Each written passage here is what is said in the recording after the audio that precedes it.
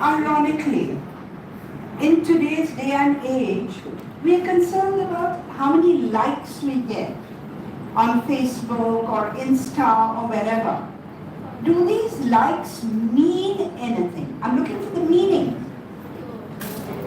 Do they really mean anything? Apart from some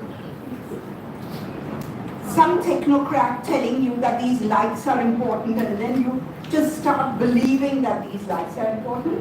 When you are really in need, when you are in distress, can you pick up your phone and talk to anyone from among your likes? No. Maybe one or two if we are very lucky. Suppose we have 1,700 followers. Whom can we depend on? 1. 7, but not 1,700. So here we have been conditioned by technology to create what is called a pseudo community. It is not a genuine community.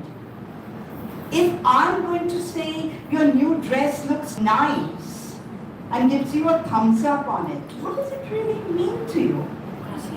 Emotionally, you may feel pleasure, but it can't result in joy. You now know the difference between pleasure, happiness, and joy, right? So it can't possibly result in joy. So it's very short-lived. And then the anxiety is, oh, why is it that my number of likes are stuck at 218? Why not? When will it become 219? When will it become 500? And this kind of pseudo-community feeling develops. But this is because of the separation that we've been taught to believe in. When there is no separation, the consciousness is within you. You can't possibly be separated from consciousness. We'll do that again later.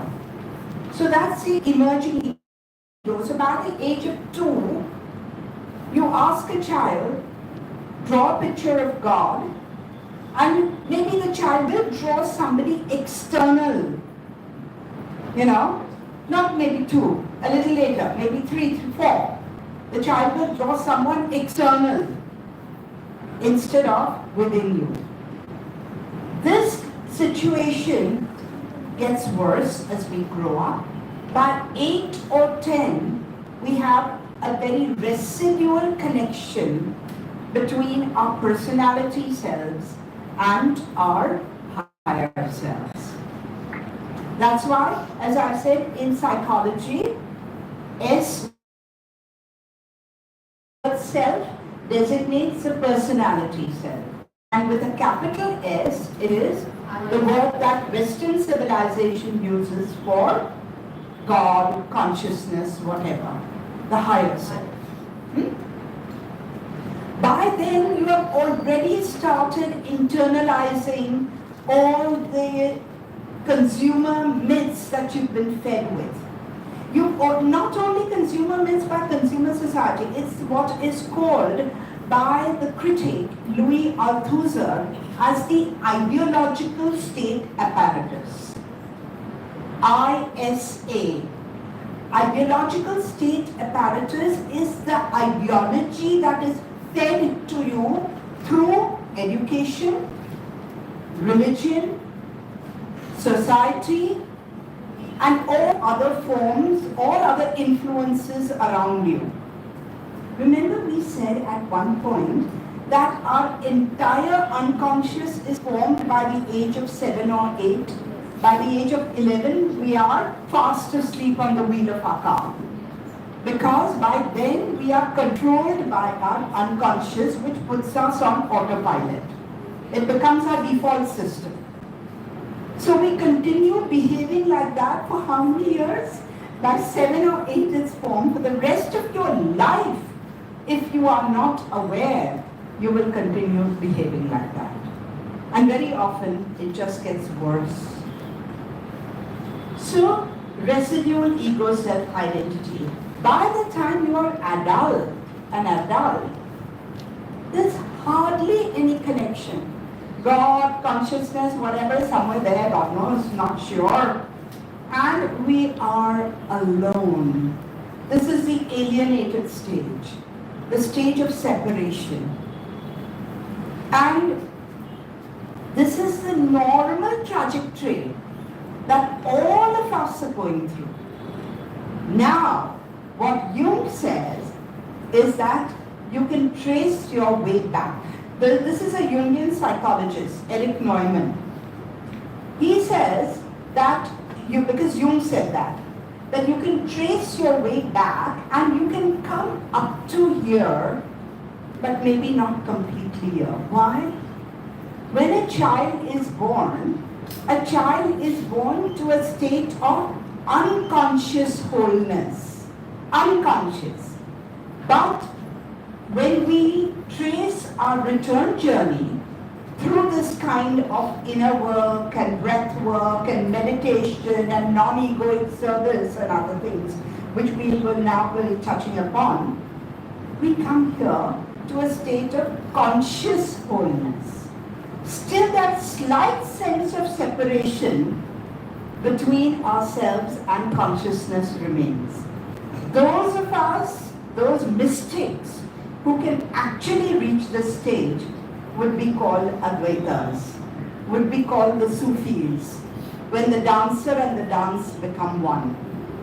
There is no dancer, there is no dance. There is no witness and there is nothing to witness. They've all merged into a sense of total oneness, which is a very, very high mystic state. Is this diagram clear to you? Right? Okay, next.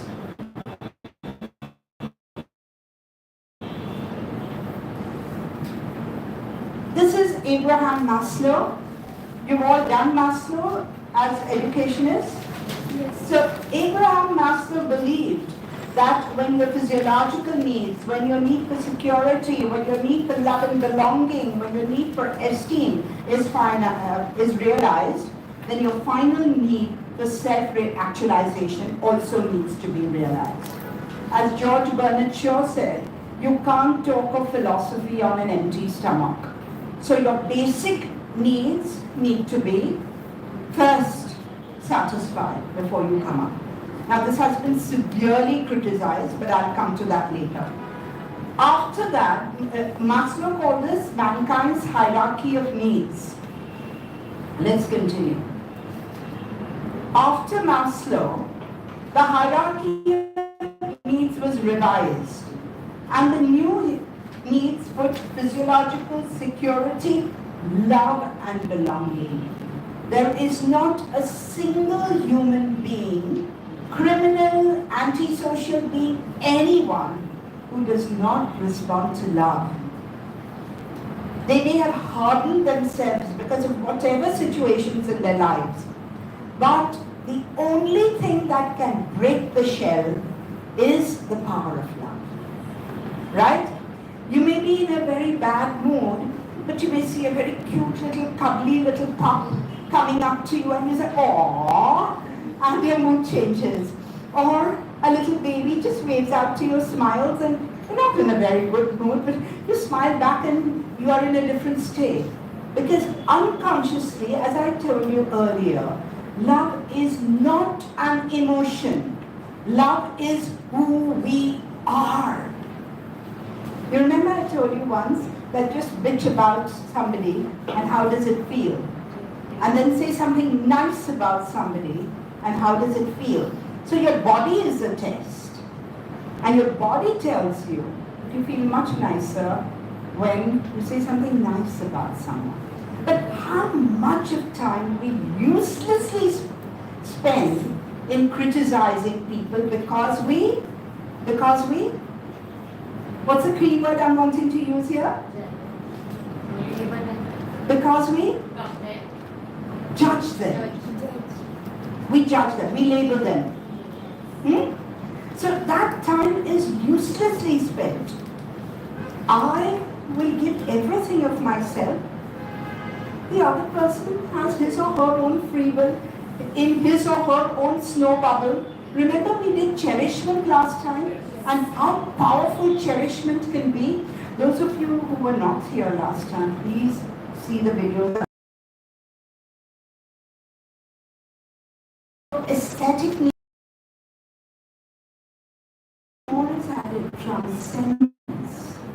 where you go beyond yourself. Suppose you are in a situation where your mother or somebody in the family is about to fall into a pothole. Are you going to say, I don't like her, I hope she goes and falls into the pothole? No. You prevent it, right? Yes. When you prevent it, how do you feel? You have gone beyond your silly small personality self. You've transcended that self. So how can we start thinking in terms of transcendence in order to touch our deep selves more often than we do now?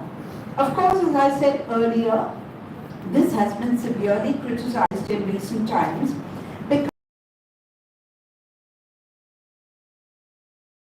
the poorest of the poor, even going to that place at that time was super messy. I always had a soap and towel with me to wash my legs, because by the time I'd go there, most of the time my legs would be dirty before I went to school. But the kind of love that I've seen there, the kind of contentment that I've seen there, has been very, very instructive for me. You can be poor, but you can be supremely contented with your life and say, well, this is the way I am. There are no complaints. No complaints. But if we are asked, what is wrong about your life? We have a whole list of complaints. Not wrong. I'm not saying wrong or right. I'm saying that this hierarchy of needs is such that it's not necessary that you're physically. There are now, I'm going to deal with endorsed by science. The first is that we live in the unified field of consciousness. You have no choice. You have absolutely no choice. You and I are inextricably interconnected. You don't have a choice. And you are interconnected with everyone else. How can you feel lonely in that case? How can you feel that I need to keep all my issues to myself because I'm an introvert? Why? This is a wrong notion. Right? You've been taught that this kind of privacy is good. And sometimes I feel that a certain amount of privacy is very necessary. You don't go and show your wounds and scars on Facebook. I mean, why should somebody know about it? Frankly. But my intimate friends should definitely know about it. Why? Because I will get a different perspective on it. You remember that campfire image? Keep that in mind. We are all sitting around a campfire. Each one is asked to describe only what one sees 90 degrees ahead.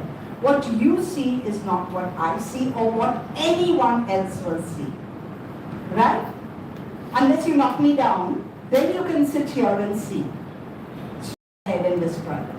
So when you really confide in people, people you trust, then you're bringing in a different perspective, a different lens. And that lens may help you. Got it? So we all live in a unified field of consciousness when nobody is separate. The atoms have just come together to create a Siddhant or a Nikita or a Binisha or a Tabassum or whoever, or me. They just come together. These are atoms. Emit rays if it is dead matter. That's science, Newton's mechanical science.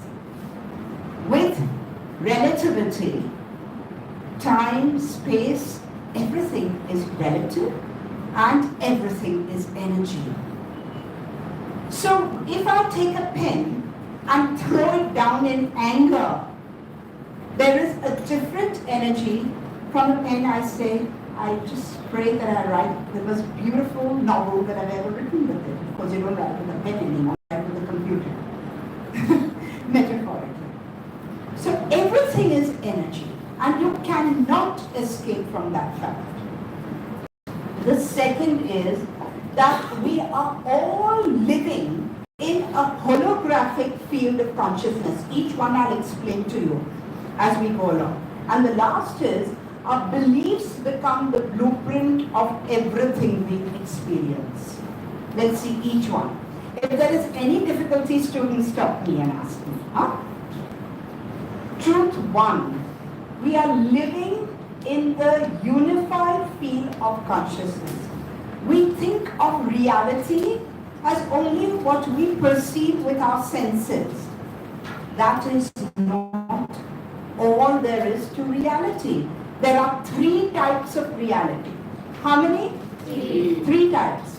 Absolute reality, the unchanging reality. I'll come to that with an image in a minute. Relative, apparent, or transactional reality, which is a kind of reality our senses help us to perceive.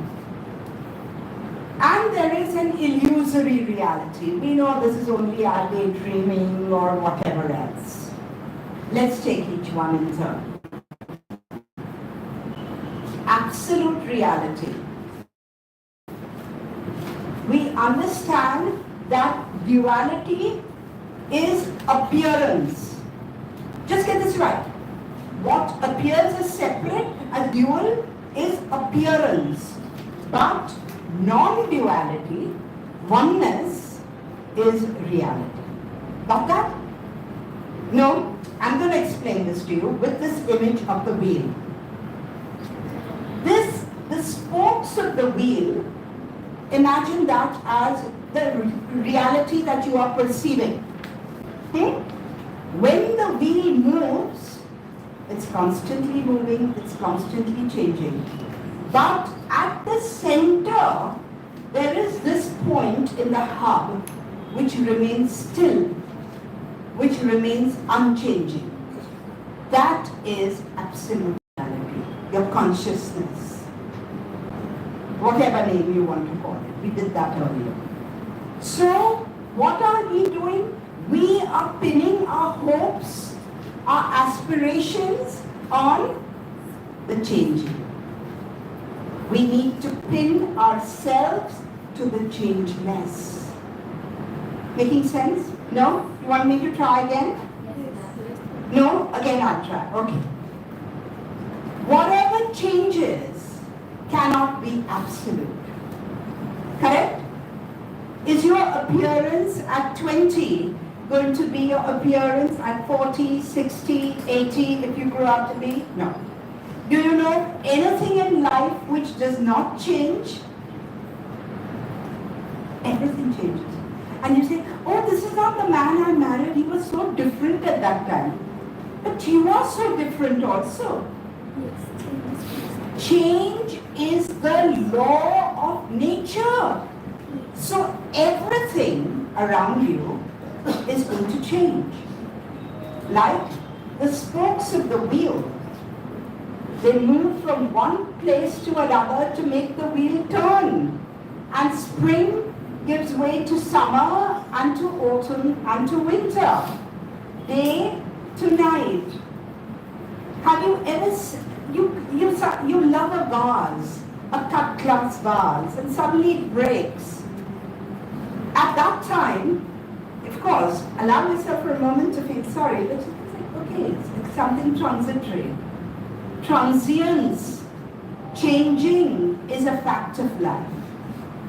So everything changes, but what remains unchanging is the center, the still center. Again, those of you who've done literature, William Butler Yeats, things fall apart, the center cannot hold. The center is the point of stillness. So amidst all the changes that are happening in our lives, if we hold on to our center, our unchanging, undying consciousness, then we are in a far better state. But otherwise, what's going to happen? My child is not the way she used to be. The student has grown up to be so arrogant. You go on, my brother did this, my sister did that, my friend left me. This is part of life. But this is the absolute. Is it the absolute? No. It is a relative or transactional reality. You get that? Now is it better? Yes. Yes. Better? Yes. Still you want me to do it once more? Anyone? You got that? Okay. So, that is why this is the wheel of the sun god at Konark. And the wheel is therefore the central image in Hinduism, Buddhism, and many religions of the world. Because the wheel is telling you, it's reminding you of change and the changeless. Okay? Appearance-wise, you may change. Thinking-wise, you may change in the next 2 days, 5 days, 2 weeks, 2 years, 20 years. But you will still remain, the essence of you will remain the same. Isn't it? That's the idea. So that's absolute. Now, relative, already if you've understood the first, you've understood the second. Relative, apparent or transactional reality is the duality of subject and object. Alright? That's one of the first things we are taught even as little ones, in which we live. This creates what Einstein calls an optical illusion of separateness. This is beautiful.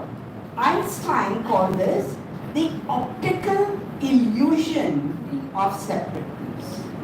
So it is just my illusion which makes me feel that I'm separate from you. Making sense? This is hardcore science. This is hardcore science, which most religious texts have already known. But now science is discovering it. That's the only difference. Yeah. The third kind of reality is what you know is obviously false, because you experience it in dreams, hallucinations, and mistaken perceptions. Right? So which are the 3 levels of reality?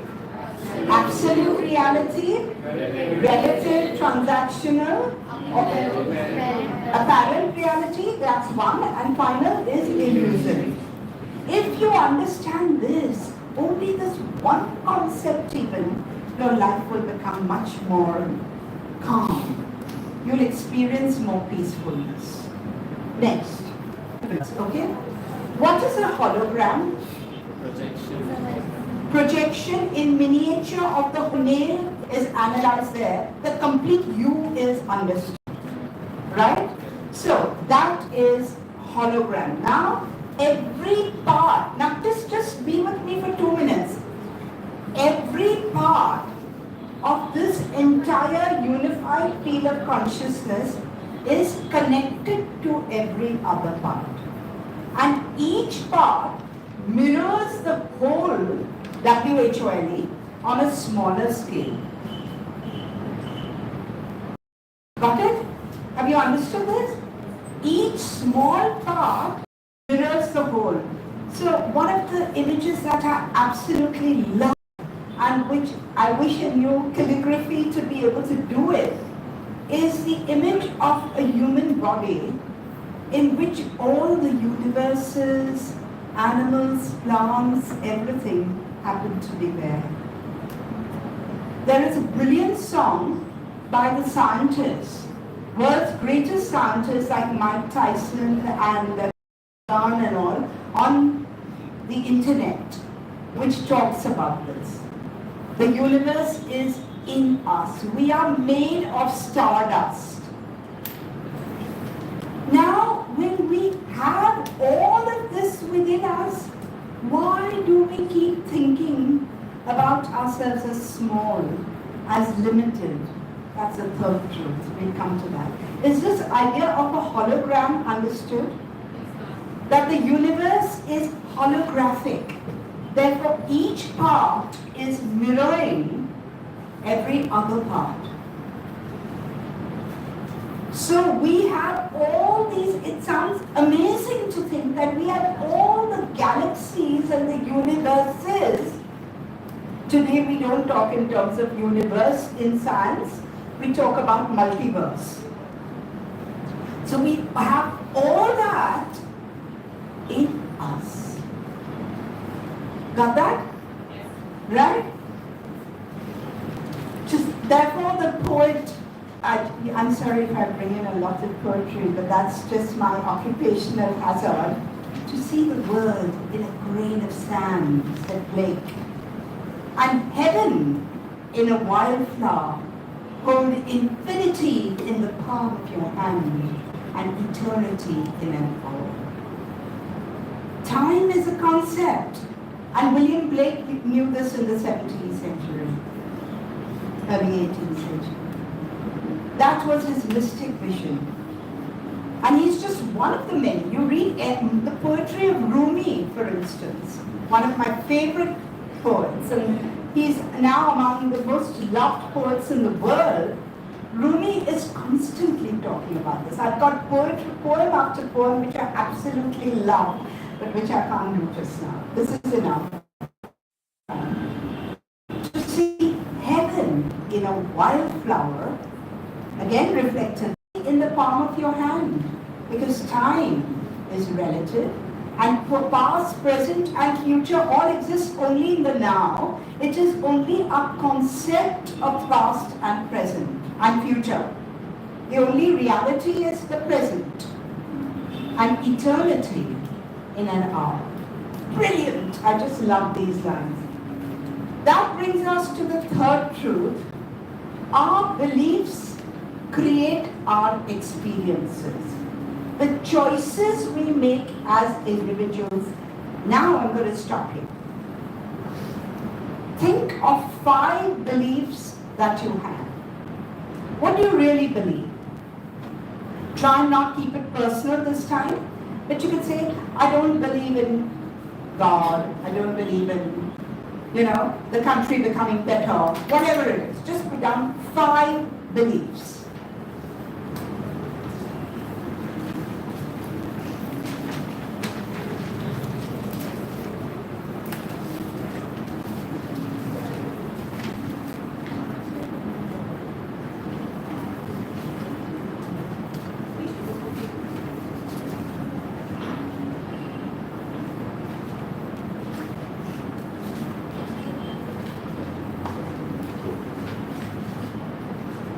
Are you okay? Are you alright? But then why are you sitting in the sunlight? Try. You're feeling better? Okay. Have you written?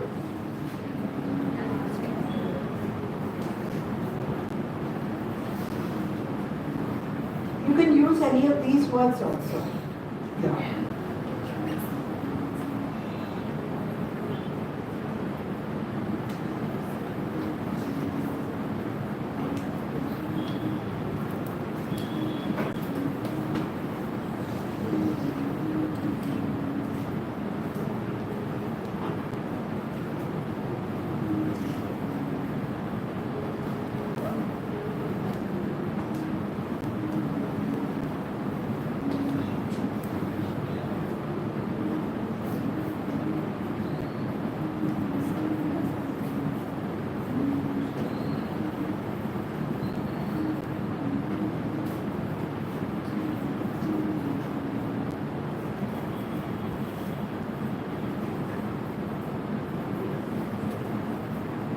Okay? 5 beliefs? Yes. Right. Nothing personal about this. This is a learning lab, the whole course.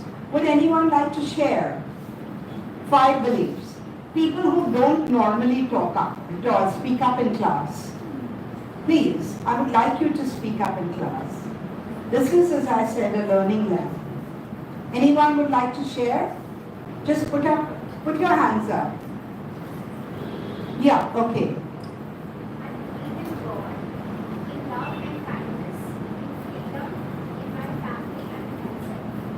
All right.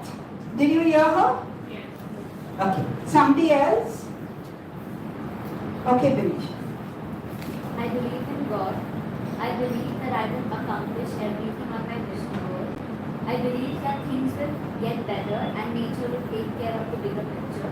I believe that I can impact the society which will lead and break the negative and toxic cycles, and I believe in God. Excellent. Anyone else from this side?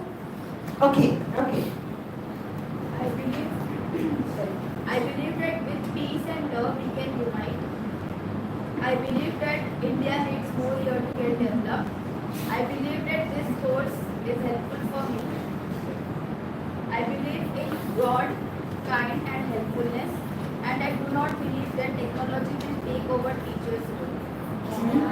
Lovely. Thank you for sharing. Anybody else would like to share quickly? I have written Two? So I believe that idol worship is not necessary for attaining and showing your devotion to the Almighty. Absolutely. And the second is humanity is the greatest of all religions, is what I believe. Absolutely. Couldn't be more right. Now let's take only these and flip them. Flip them. Vinisha, flip your statements. I'm sorry, Titika. Titika. Flip your. Give me the negative. Idol worship is necessary for attaining and showing your devotion to the Almighty. And humanity is not necessarily the Greatest of all religions. Excellent. Now, what is going to be Titiksha's behavior if she believes in the second one? Extremist. Sorry? Extremist. Her behavior is going to be extremist. Is she going to be feeling good within herself? No, because there's always going to be this fear of, I have to validate this, Most of the time you have to validate, you are fearful, angry, when you have to validate something that's not true. When something is true, it's obvious. Isn't it? Hasn't every religion taught us that humanity is the greatest religion? And the hands that serve others is far more beautiful than the hands that just pray to God. Sit and pray and then don't put anything into action. Very beautiful. So now her beliefs are going to condition her life.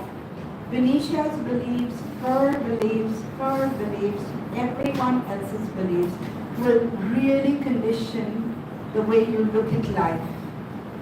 You remember we did Gandhiji earlier? Our perceptions become our beliefs become our thoughts become our actions become our destiny. Yes. So you also remember the continuum of event, thought, multiple thinking, emotion, action, outcome. You remember that? If your belief is negative, then your experiences are going to be negative. Right? If your beliefs are strong and positive, they have so much of energy, you will be creating that reality for yourself. You can't go on saying, hum honge kamyab. But what if your beliefs are self-defeating, self-sabotaging beliefs? You can't be kamyab then. Alright? It's like a computer. Whatever program you put in is what the results will show. You put in junk, you get junk. You put in something valuable comes out of it. That's why today it is so important that we ourselves become strong as teachers. Strong means not like this. I don't mean that. Of course, mind, body, spirit, all three. But if we can show our students that Yes, these challenges come in life, but we can feel them. But imagine a teacher standing in front of a class who goes to pieces. And what's going to happen? No grit, no resilience. And I think my reading may be wrong, but my reading is validated by a lot of psychological experiments that the major problem today is that parents mollycoddle their children too much. I'll do this for you, you will get hurt, don't do this. I'm not saying be cruel, go get hurt. I'm not saying that. But oh, you have got hurt, that's okay, you can be strong about it. You know, and just distract their minds, but don't mollycoddle them. The other day, my 3-year-old fell in the garden with me because she was running with me and playing ball. And her first reaction was, Coomi, this happened. I said, oh, okay, Mom, take it away. She actually believed it. She said, I see it's gone. I said, of course, strong people let it go. Simple thing. I wanted to be me, a Demeter. I wanted to cuddle and mollycoddle her. But I said, no, this is not going to be good for her. I was kind to her. I distracted her mind and then I added that word strong. And I think it's very, very important that we become strong in ourselves. I'm not saying it's easy. I'm not belittling your journey and the challenges that you are going through in life. I'm not belittling that. But what choice do you have? Either to become strong emotionally, mentally, psychologically, spiritually, or to crumble. Which of the two makes more sense? We cannot let ourselves crumble. We cannot let, I'm not saying you have to pretend to be what you are not, but make that a way of thinking. Yes, this is a challenge in my life. It's causing me a lot of pain. But how can I come out of it without, as I tell myself, crumbling like a cookie? So each time, then that will become a habit of your mind. That will become a habit. Now, literally, when I fell, people would think it's stupid. But I was telling myself, thank God it's only my leg. Thank God it's not my head. I could have been brain damage, God forbid. Something far worse could have happened to me. Thank God it's only one silly kneecap which is broken into 8 pieces. And it was severely painful at that time. Broken into 8 pieces was not funny. But that's what I kept telling myself. And my recovery was extremely magical. To the point when my osteosurgeon said, how can you walk so fast again? How can you get back to dancing and doing all the things you did? You're just telling yourself. I'm not saying don't be kind. As I was telling myself, I acknowledge the pain, but I will not let the pain overpower my spirit. I will not let my pain take away my smile. Remember the Buddha? You can experience pain, but you can choose not to suffer. Alright? Because suffering is mental. Clear? So that, yeah, sure. Ma'am, I would like to share a personal experience because it's very similar to this. Yes. So like a year and a half back, my mother had breast cancer. So it came as a shock to everybody because it was something unexpected. Right. And that time I was all over the place crying and the results were not even out to which stage it is. And then we realized it's only stage 2 ending, so she has a very great chance of recovery and coming back, like she's not in the danger zone. I was still so over the place that why did it happen to my mother of all the people? All the mothers. Yes. Right. So Right. I have seen people being cruel and evil, and my mother is so kind, and still she is the one who's got like cancer. And that is Once, can you stop here? What is the belief behind this?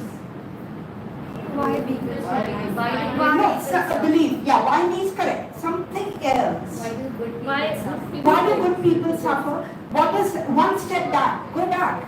Kind people. Kind people. Correct. So go back. Yes, somebody who is doing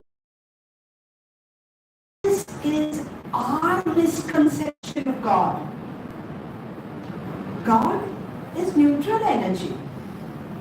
How we have actually, before our birth, we have chosen partners, our parents, we've come to this school called life to learn. When you start thinking like that, you don't think, my mother's such a good person. You got that? Such a beautiful learning lesson she's pointed out, huh? Carry on.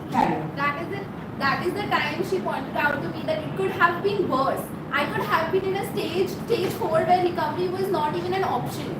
So you need to be thankful that at least we got to know it in stage 2 where sometimes it's not even detectable and I have a brighter chance of recovery. So that is the time I learned that there is a positive perspective in every situation. Absolutely brilliant. Thank you for sharing. Thank you for sharing this. My brother-in-law 3 years back was detected with prostate cancer of the 4th stage. And only with positive beliefs and strength, he's cancer-free today in 3 years. So even if you're told, and worst case scenario, if it's a person's time to go, what do we think of death? We think of death as something terrible. It is just a difference in moving to a different dimension. It's like opening one door and going to the other. So we don't cry for that soul who's died. We cry because we are going to miss that person. And that is totally needed. When it's go, just let me go gracefully. I don't want to lie in bed and vegetate. That's not living. And that if that is a time which has been ordained for me, just let me go peacefully. Don't we do that with animals? Don't we do that with a dog who's suffering, or a cow, or anyone who's suffering? And the doctor, the vet says, now this suffering is something that the poor animal cannot bear. So mercy killing. It kills you because it also makes you feel guilty. But then you transcend your personality self and you think of the higher good of that person. You know, let that person go in peace, or let that animal go in peace.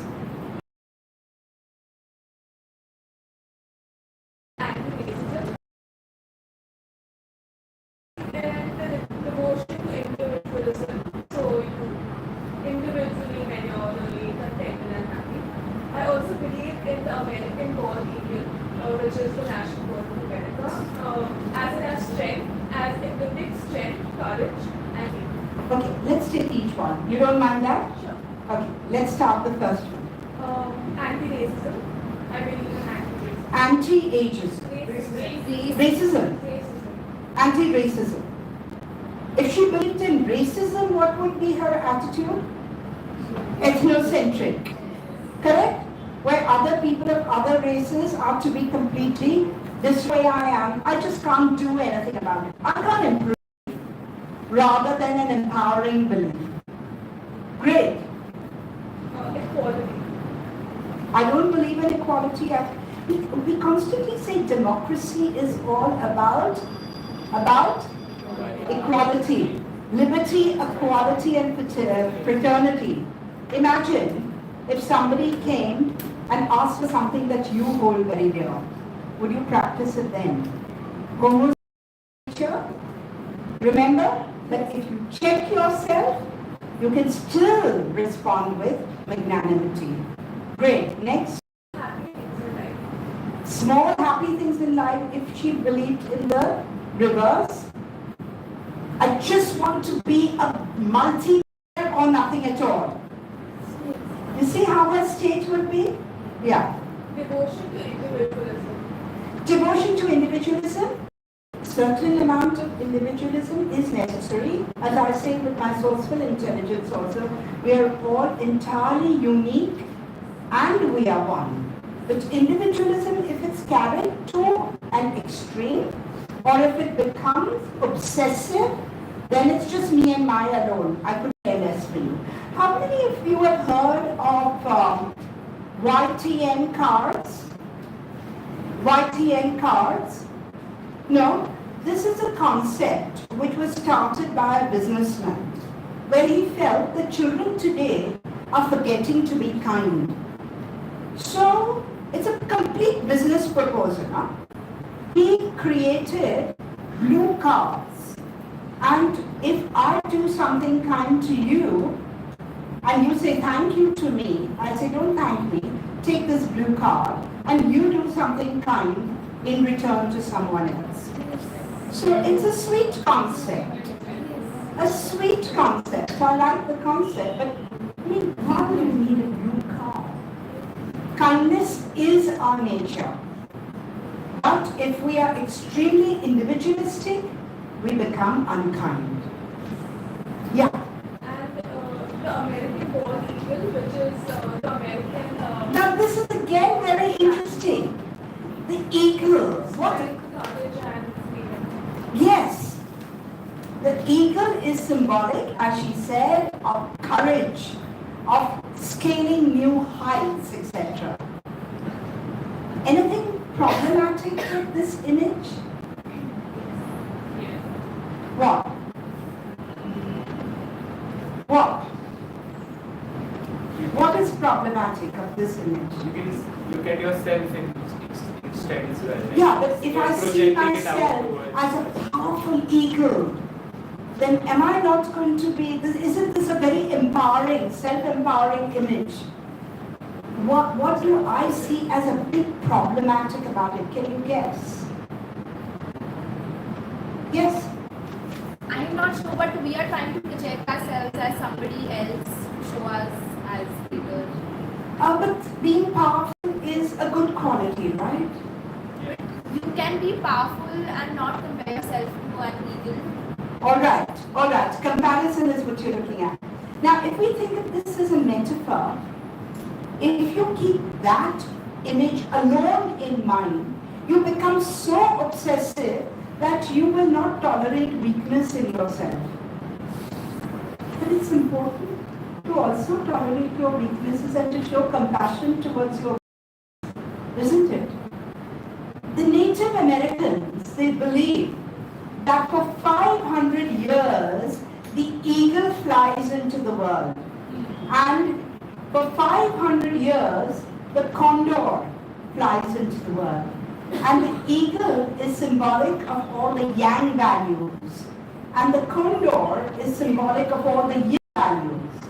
They now believe that the eagle and the condor will fly together, and the yang and the yin will be perfectly balanced, what we talked about in our anima session. Do you see that? So I would say, great, go ahead, go for it, but don't miss out on the quieter, meditative, softer, gentler, compassionate qualities as well. Because otherwise you would say, oh, this is my image, I've not lived up to it. But let, in your own mind, let the ego and the condor fly together. Okay? Are you okay with that? Yeah. Wonderful. See, so much I happens. was also my school mascot, the eagle. So, depicting the eagle out there was like you have to be that confident, the person who balances out everything since you're a mascot. Exactly, but it's only reinforcing yang values. The eagle is, after all, a bird of prey. It's a Zeus. It will tear down anything that comes. Right? So we don't want to be like that. We want to balance the two to be much more human. You can, it's all depends on whatever metaphor you like. Because when I have a setback, I just tell myself that with my phoenix nature, I'm going to come back. Like the phoenix, mythological phoenix rising from the flames. So I'm going to come back. I'm going to kick back and not allow this thing to really put me down for long. Yeah, sure. Lovely. So now, are you okay with this idea? The third truth is our beliefs create our experience. The choices we make as individuals combine to become our collective reality. If that many people believe that idols should be worshipped and celebrated in this manner, it becomes a collective belief. If that many people believe that what Hitler said was right and the Jews had to be annihilated, then the Jews got annihilated. Unfortunately, they don't seem to have learned from history. They're doing the same thing to the Palestinians just now. You see, these are the blind spots. This is racism.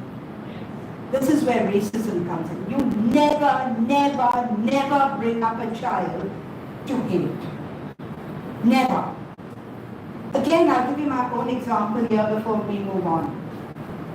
My son was in the 6th standard, and I had told him that don't crow and tell the world that you're adopted, because they will not be able to handle it. Many of them don't know.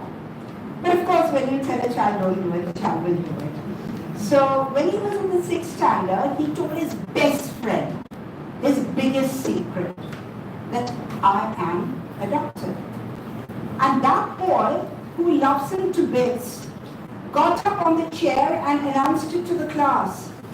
Hey guys, Jian is adopted, let's help him find his true mother and father. He was devastated. He was devastated. But he had the strength to say, my only true mommy and daddy are Kumi and Shahrukh. I don't need anybody else. I don't know how he had the guts to say it. I would have gone, if I was a 6th standard child. He had the guts to say it. When he came home, he didn't touch any food, anything. Asked him, anything mattered to you? No, so I left him. I respect his privacy. But then he couldn't contain himself for too long, and then he told me. I said, what did you say? And he said, I said this. Did I do right? I said, you did. This was your ugly correction. He said, but his friend, I just hated him, betrayed me.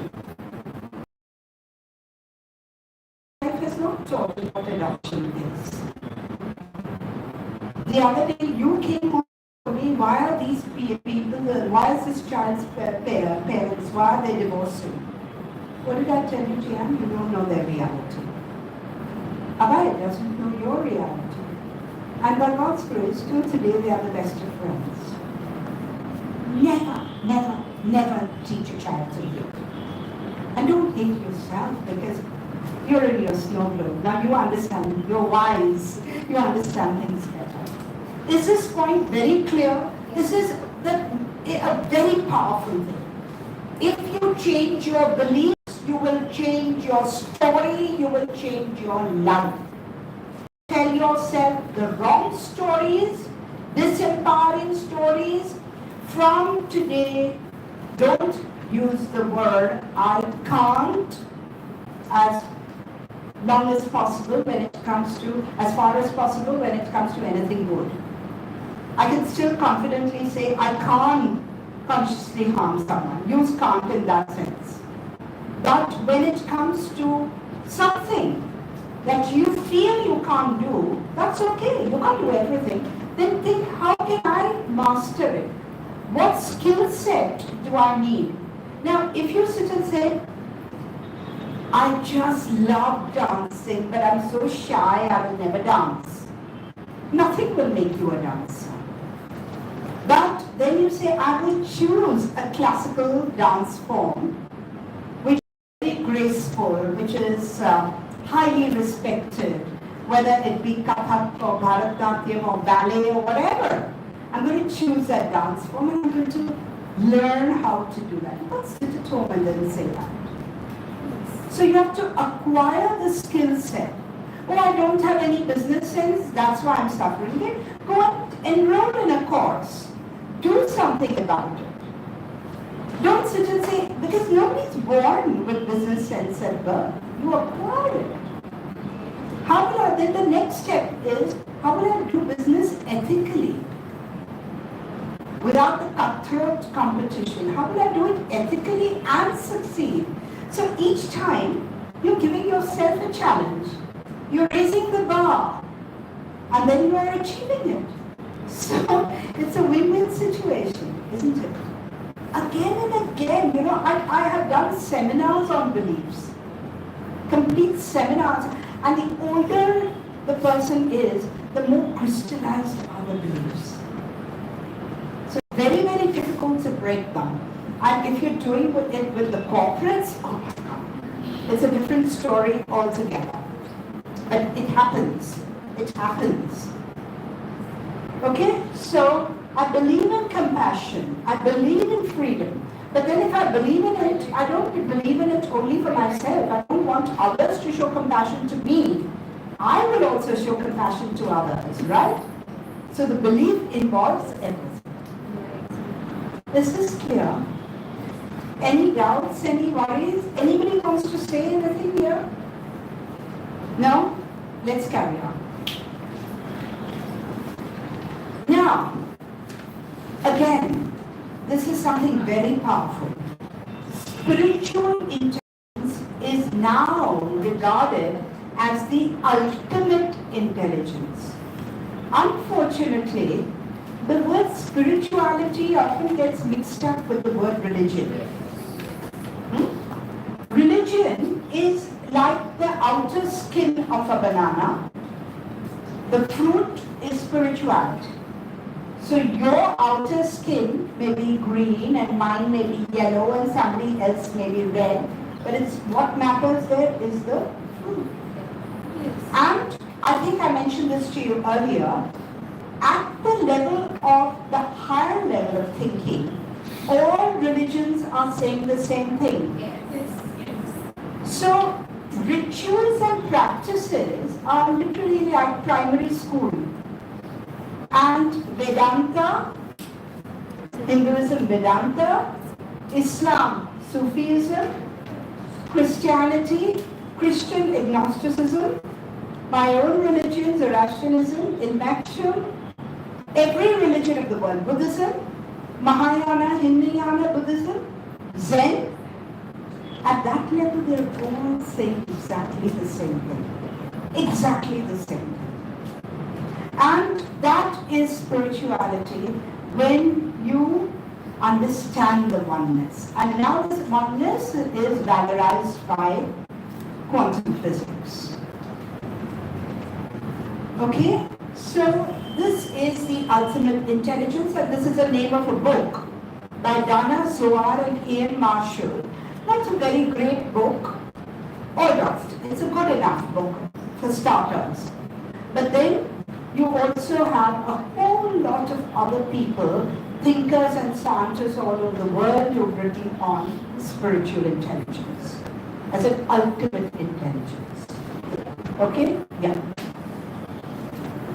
These are the people I was talking about, Dana Zohar and Ian Marshall, and the name of the book is this. In that book they say, to have high spiritual intelligence is to be able to use the spiritual to bring greater context and meaning to living a richer and more meaningful life, to achieve a sense of personal wholeness, purpose and direction. What more can you want? I'm not at all suggesting that you stop practicing your religion. Whatever you practice. But know that you are practicing it with a sense of oneness. That's all. If rituals give you satisfaction, fine. Unbelievers, Christ says, I am the way. Krishna says, I am the way. Now who should I believe? Historically, at that moment in history, Krishna was showing the way. Yeah. At another moment in history, the Buddha, Christ, whoever was showing the way. But how is it interpreted? It's interpreted by inducing fear. As if the gods and the prophets are so hulkat that they will cutty with each other. How ridiculous are this? Next. Now we are going to see how do you detect spiritual intelligence in people. Of course, there are questionnaires after questionnaires. The capacity to be flexible. Where does this come from? A deeper thought is behind this one. When are you flexible in your thinking? When are you rigid in your thinking?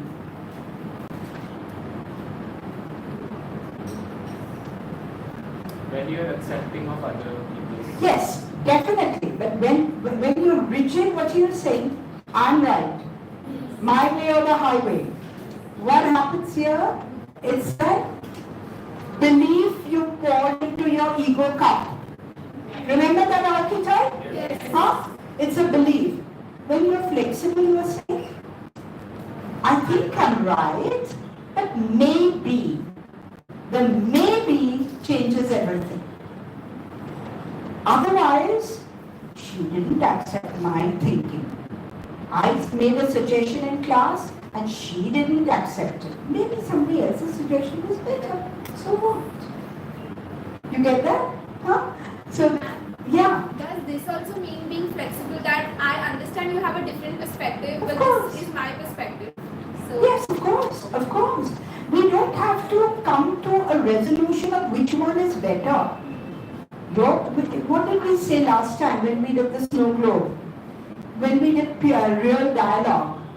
That when you do real dialogue, maybe you'll come to a resolution or you'll come to a peaceful acceptance of the other person's point of view. You're in your snow globe, that's the way you perceive it. I'm in my snow globe, that's the way I perceive it. Okay? That's why I'm making you think in metaphors. A high degree of self-awareness. And I think once you finish this course, you will not be able to say that you're not self-aware. If you choose to continue working on yourself, you will remain self-aware. A capacity to face suffering and not be defeated by suffering. Even this we've talked about all along. The capacity to transcend pain. I reminded you just today, experience pain but choose not to suffer. Next. The quality of being inspired by vision and values. This is so important for teachers. Your job as teachers is not to be textbook interpreters, not to be coaching class leaders. Your mission should be to bring up people who will turn out to be more curious, more intelligent, more critical, more creative human beings. So for anything, you need to have a vision, because a vision is going to give you your purpose. If during the first session, instead of telling you what the advantages of this course are likely to be, I would have come here and said, see students, Vice Chancellor is a very good friend of mine. So she's told me to do my course and you better take it.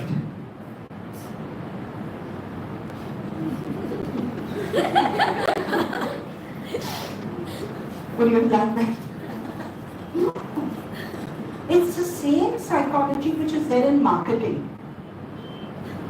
You understand the needs of someone and you tailor-make your work to suit that need.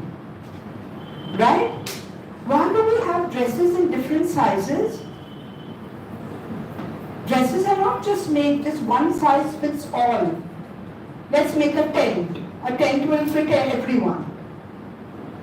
No. So, what is my purpose? What is my purpose of coming 35 miles to do this course with you? Because I have a vision. As the late Martin Luther King said, I have a dream. So when you are driven by a vision, you will want to put 100% into it. So I'm again repeating, just teaching the students your subject is a very limiting way of being a teacher. They will learn the subject anyway. And today ChatGPT will even write out their answers for them. You are here to do something very, very magical. And in all the years that you will all be teaching, you will be touching thousands and thousands of lives. So you need to operate from vision and values. A reluctance to cause unnecessary harm. Somebody recently sent me a video of some very young, cute-looking, Chinese-looking girls, I'm not sure whether they were Chinese or Korean or whatever, stamping on little puppies and making them cry. And why would you want to do that? Something within you is so badly maladjusted that you want to inflict harm on others. We said once that only hurt people hurt others. But how does it help to bring more suffering into the world? To break a dog's leg, to hurt a cow when she's old and just leave her out to fend for herself. Yeah? I have a personal example which just happened 2 days ago. So my dad has an office cat, okay, and she lives there away along the Office cat? Yeah. Oh. And the office cat lives there away in the office, like outside the office out there. So she has a little cage and she lives there. And she comes out whenever she wants to and she goes to that kid and she has enough food and everything. So then, I don't know what happened that day, but somebody came to the office. We can't go out, we check the CCTV cameras, nothing on it. And they beat the cat up and the cat was like severely injured and she's currently in ICU at the doctor's clinic and she's not in a good state. So we don't know who did it also. Yes. But it's so Why would someone want to do it it's to... so inhuman. It's- Something like that. And why? Why would you want to beat up a dog? 99 times a dog or cat is somebody you fear. And what you fear, you want to annihilate. Or it's frustration within you, which you want to vent on somebody less powerful than you. There's no third way. And we're doing this all the time, even at a psychological level, with people around us. We hurt them knowing that we are hurting them. But if we can speak our truth peacefully and powerfully, we would create a win-win situation. The quality, a tendency to view life holistically. We've already done that. The quality of being feel independent. This is very, very important. Some are constantly trying out new techniques and get their job to learn. And I would say, it's my job also to learn. Because when I do these things, there's so much of joy in the class. We're all learning from each other. But I was disliked by some of my colleagues. They tried to stab me with words and all kinds of silly things that people do when they feel angry or insecure or whatever. And I would tell myself, never mind.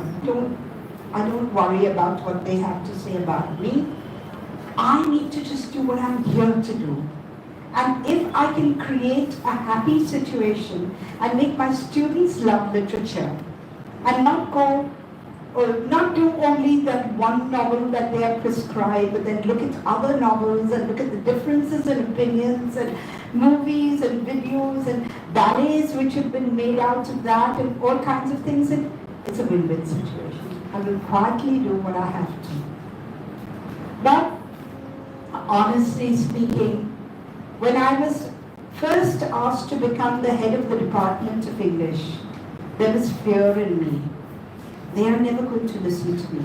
And I was the youngest in the department. So they are never going to listen to me because as it is, they have issues with my teaching methodology. Because you've taught in school, you're trying out all these tricks to become popular. Okay. But there was fear. So I went and told the Vice Chancellor, going to bypass my issue. I want to do it. And he said, no, you can't do that. And then I had my office staff.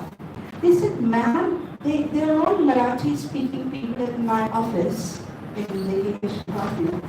And they said, how much the students are getting from you. If you become the head of the department, you can bring in new papers, you can bring. I never thought of it that way. I never thought of it that way because there was so much of fear in me. And then I took it up. I took it up and I said, yes, I will do it. We'll do it for the students. First thing I did is, from my room, I removed the plate there which said visiting hours only. That in itself was a positive thing which again got resented.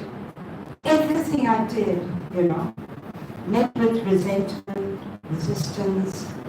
But I knew I was doing right. I knew I was doing what I had to do. As simple as that. And then they all came round. Ultimately, they all came round. Not that they loved me or anything, but they just felt perhaps that they couldn't change me. And that, as I told my colleague, nothing will take away my smile. So if you are so strong in yourself, you don't break down. Not that I didn't. In the privacy of my home, I did. Very often when hurtful things were said, even in the bus, I was back on my way back home, I was choking with tears. It's okay. I'm human. But I have to do what I need to do. That's so being authentic. And when can you be authentic? When you have a very clear vision and your sense of purpose. So sometimes you have to be field independent, which means you're alone on the field. And it doesn't always work, but you still have to try. I was on the selection board of UGC for all to allocate funds to different colleges for their different projects that they wanted to do. And I was also on the committee which was conducting the NAC. I was also on the committee that was doing, what was it called? The other work. Never mind. So basically what was happening is I tried my level best. I told them that the SENS, the PT, SET and the NET exams, which all of you are supposed to do, make very little sense. Very, very little sense. I want to see a person just write 5 lines why you want to become a teacher. To me, that is enough. To me, that is much more valuable than your high net and set and whatever PET scores. Meaningless. I fought that battle alone, very gently. I did not succeed. I did not succeed in changing that. That's okay. That's the way it is. But I tried. The ability and intention to inspire others, not motivate. Motivate is when I'm holding a carrot in front of your nose and saying, come, come, come, eat, eat, eat. But when I'm inspiring you, you are doing it from what comes up from within you. Okay? So that's a sign of spiritual intelligence. Spiritual knowledge, this is very important, is not spiritual intelligence. You may have all the gyans. You may say, I'm listening to all the pravachans, all the sermons, all this. I know everything about everything. Oh, what she's saying is something I know. But spiritual knowledge is not spiritual intelligence. When does it become spiritual intelligence? When you internalize it. When you live by it, then it becomes spiritual intelligence. I told you about this. The God spot in the temporal part of the brain can be touched in many ways. So even when we are listening to a sermon or to a pravachan, it feels good, but it won't last. And you'll say, oh, वहाँ बैठ के इतना अच्छा लगा, पर ये घर आए इतने में ही सब कुछ गया. Why? It has to translate into spiritual intelligence. Yes. Basic question. Who am I? Am I the body? Now think of that diagram of change and unchanging. The wheel. Am I the body? Am I the body? No. Am I the mind? Am I the emotions? Then you remember what we did last time? Who am I? So we attach ourselves to our body. We build our entire identity on our body. Our mind, my thinking, my beliefs, our emotions, liking, hating, disliking, neutral, indifferent, whatever. But everything which changes is not you. Did you get that? Did you get that? Did you see how I'm building it up? Everything which changes is not you. There is a still center, the unchanging essence, that part of yourself which is the real you. Because that you is connected with everything else and is holographic. You get that?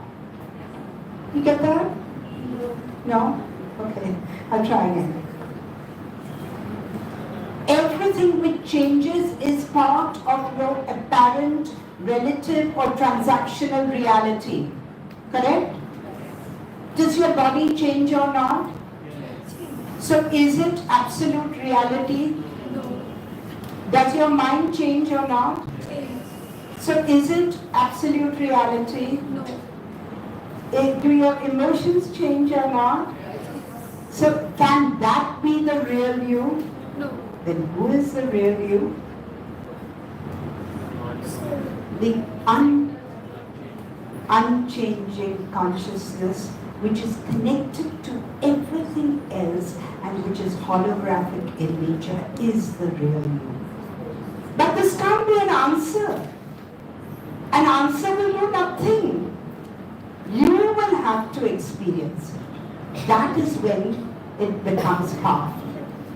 Beliefs become powerful when experienced. Got it? Okay. Do we realize that to have is a kind of bondage? To be is freedom. I'll illustrate that very, very soon. But we are taught by our society that we are judged as successful by what we have. But when I tell my children at storytelling sessions, what is success to you? One child wrote, it's a smile. Brilliant! You could be having 600 millions and you could have no smile and you could not feel the joy. So this kid is dead right. That a smile from the heart is a sign of success. And I've adopted that. So the having mode results in endless wants. You know that today if a child keeps crying, I want this, I want this, I want this, I want this. You get the child the toy in 2 hours, 6 hours, the child is lost interest in it. What's the next toy? We are exactly like that. God, God, God, God, please, please, please, please, I love this girl to bits. Please bring her into my life. And God says, check. Here she comes. Oh my God. Now I want a baby. You remember a farmer in the den, a farmer wanted a wife and then he wanted a child and the child wanted a dog and the dog wanted a cat and the cat wanted a mouse and the mouse wanted the cheese. It goes on and on and on. You will always have endless wants, but your needs are very few. Your actual needs are your roti kapda makan. But you won't say that only 2 sets of clothes are good enough. You can wash and wear. But I need that many. That's your want. That's not a need. And I take it so seriously that unfortunately all my family members and my friends give me clothes. Because I'm too lazy to go. Or I have something in me, I've got enough. Just I don't need. So everyone just piles clothes on me. But I drew the line at makeup. I said, don't give me makeup. Clothes is one thing. So the having mode results in endless wants. But the being mode helps us to live in the now, which is designed for our growth. Being present, in the present. Next. We realize this from the Buddha again, that ignorance is the root of all suffering. Not ignorance about ourselves. Next. Ignorance prevents you from breaking bonds to crass collective beliefs and moving towards the Sat Chitta Ananda consciousness. Sat is the truth. And what is the truth? The truth is we are Purna. We are born whole. And Chit, that we are interconnected with the same Chitta. And when you have this knowledge, it produces Ananda. That's why Krishna is so greatly revered. Krishna embodies Ananda, which can only come after the Sit, Sat and the Chit have been incorporated. Okay, next. Now this is a very powerful exercise, and I don't know if we have the power at the time to do it, but I would like you to do it if you are open to it. It is one exercise which will make you feel silly. It comes with a disclaimer. You will laugh, you will giggle, it will all come up, and you will not know what to make of it.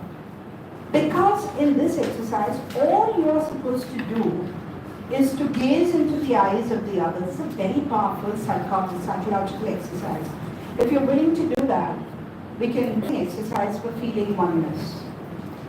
Are you okay? Yes. All right, remove this table and sit in 2 rows like this, facing each other. Quickly. May I have some? Thank you so much.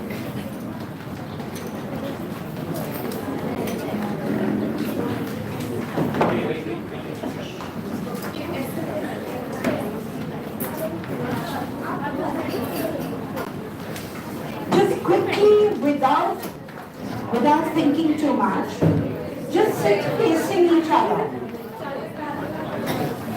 Sit facing each other. Sit facing each other. And try to squeeze up because we need more space here. Can you come up? Some of you can come up. Listen. Some of you can come here. Listen. The rest of you can come here and make a second row. Come here.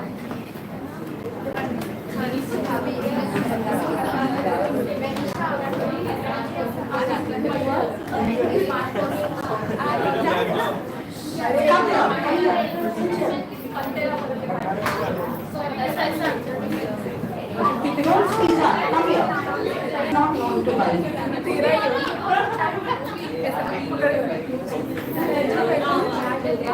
Would you like to come up here? There is place here.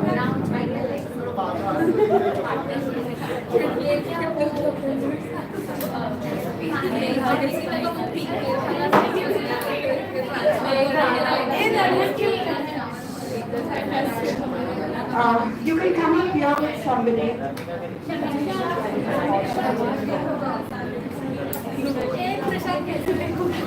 Now, this is an ancient exercise. Listen to it carefully. This is an ancient exercise called Upnayan. Upnayan, eye gazing. to do is, you don't have to hold hands, you don't have to do anything. Correctly speaking, it's a very long exercise. I'm just giving you a taster. What happens is that you're constantly being told you're not good enough, you are whatever. This changes it. All you have to do is, without blinking, if possible, if possible, look into the eyes of the person sitting opposite to you. That's all you have to do. And 1 minute, listen. Just 1 minute, listen. This is something you're not used to. Because usually, we look up and then look away. This is a very challenging situation. Before a guru took on a shishya, the guru and the shishya would sit together and do this eye gazing with all the family members. So in the actual thing, now once the song is over, the one set of people need to move and shift, so you have another partner. And if you do it 2 to 3 times, the sense of oneness that you feel with people is amazing. You know, in my own experience, I have had a student who was very, very angry, very disturbed, and just wanted to beat up people in the class. Grown-up man, 35 years old, and he came to do MA. But it's a reality. And the persons he had issues with, I made them do this exercise, and he of course got angry with me, and he said, I'm not going to do it. I said, it's up to you. You can continue being angry. I have no issues. Then, after a month, he came back and he said, okay, I'll do it. Now this will bring up a lot of silliness, a lot of giggling, because you're uncomfortable. The giggling will happen, don't get disturbed by it. Don't say, why am I giggling so uncontrollably? It will happen because you're not used to it. But I know of schools, Waldorf Steiner schools and all, where this is done on a daily basis between teacher and students. And it works wonders. Now we'll experiment with this, okay? You don't have to hold hands if you don't wish to. You just have to look into the eyes and try to concentrate as much as possible. Okay? Ready? Are you ready? Are you ready? You are not going to look at the scarf or the dupatta. No, I will go there because you're not used to it yet. Gaze into the eyes of the person. Okay? And this is an inner child song. We did inner child earlier. Okay? So it's supposed to be very healing. Okay?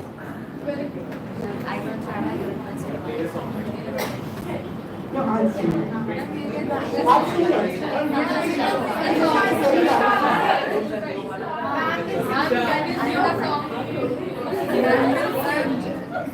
Alright. You can listen to it at home. I'm just going to do it once or twice maximum. See how it feels. And then give me your honest feedback. Okay? Ready? Try to be as centered as you can possibly be, because the advantages will be great. How can anyone ever tell you you were anything less than beautiful? How could anyone ever tell you you were less than whole?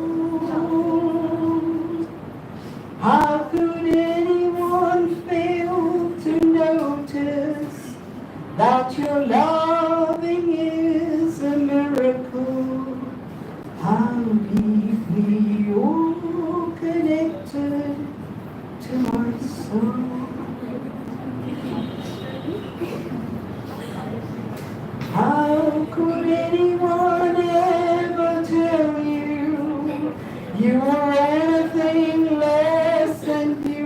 How could anyone ever tell you you are less than whole?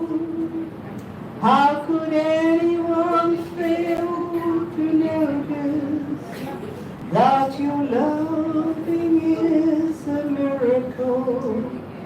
How deeply you're connected to my soul. Close your eyes. Immediately close your eyes and see what.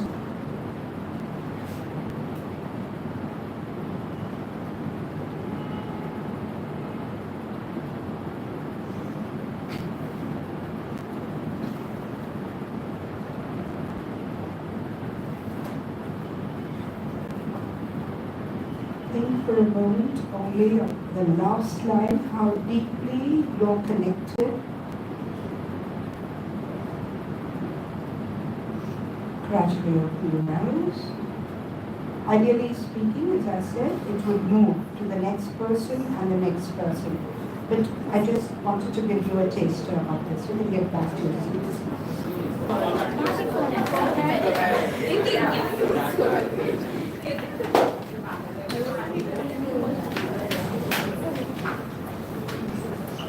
What happened to most of you? That makes it even worse because it's a belief. Now you see how I'm linking it up to today's work? It becomes a belief and unfortunately a self-fulfilling prophecy. I'm not good enough. I'm not somebody who can be loved. I mean, she may say, but not really. This belief is a limiting, self-sabotaging belief. At the same time, I'm not asking you to be silly and say, oh, I'm the best in the world. Not as true. You know that, equally. Because within you, 4 basic archetypes are there. The warrior. So whenever you think you can't do something, you have to change that with, I can do, I'm going to activate my warrior. My warrior will select strategies. Second is the magician. You can't work with the warrior all the time. Maybe if you're working and you're stuck with the warrior, you're not seeing the alchemy, the change that can be brought about by the inner archetype of the magician within you. The lover, what we did just now. Within each and every one of us, there is a lover archetype. So I find this situation very challenging. How do I manage it with love? And the last archetype is the sovereign, the king or the queen. Now we could go back and link it to all the archetypes we did that day. The lover would be your Dionysus and Aphrodite. The magician would be your Hermes and your Persephone.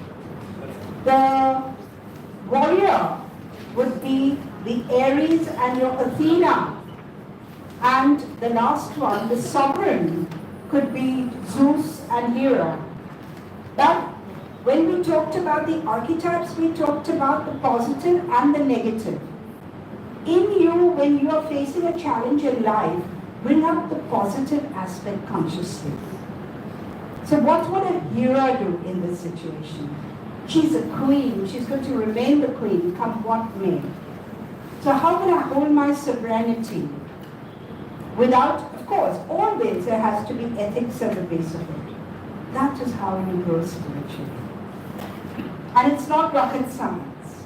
It's just something which has not been told earlier. And these are the exercises in the book.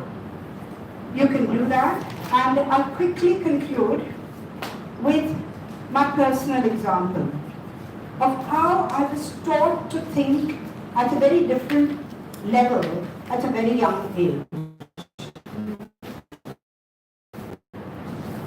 My grandparents came from the richest and most highly respected family in Karachi, Pakistan. Because my great-grandfather, I mentioned this earlier, was a scholar and a writer of 35 books and a PhD from Columbia University, a great scholar, internationally revered.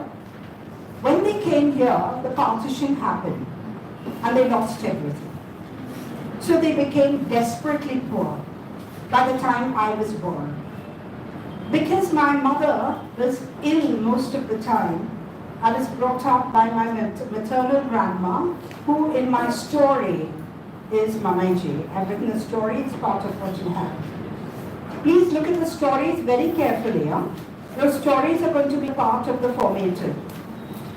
So, when my maternal grandmother, she barely cleared school, but she was an extremely wise woman. And I was being sent to the best school because they felt poor or not, Coomi needed to go to the best school. So in that best school in the area, the kids were rich. I was in Nepean Sea Road. So they were extremely rich kids. And I would go to school with bread and a 15 paisa butter, which was nothing like butter, with sugar on it. And I was laughed at by the other students in class, I was jeered at. But my grandmother made me very strong. Every day we used to go to the beach and she used to say, now be absolutely silent while the sun is setting. And I would be thinking, let the sun set quickly so that then we can cross the road and see the shopping windows at Bridge Candy. One day I really threw a tantrum and I said, why are we so desperately poor? Why can't we buy these things which my classmates could have bought? And my grandmother said, look at it carefully. If there is something here which if you don't have, you'll die, I'll buy it right now. And I was very happy. I started looking, but I couldn't find a single thing. So my 4 feet 11 inches granny, with one stroke, slayed greed. From that day I realized anything I would desperately want, I would ask myself, if I don't have, will I die? And the answer will always be a no. So you can start thinking, make children think in this higher way, right from infancy. You don't have to have degrees to do that. You just have to have the willingness and the wisdom to do that. And that is what the deep self is all about. Okay. All right?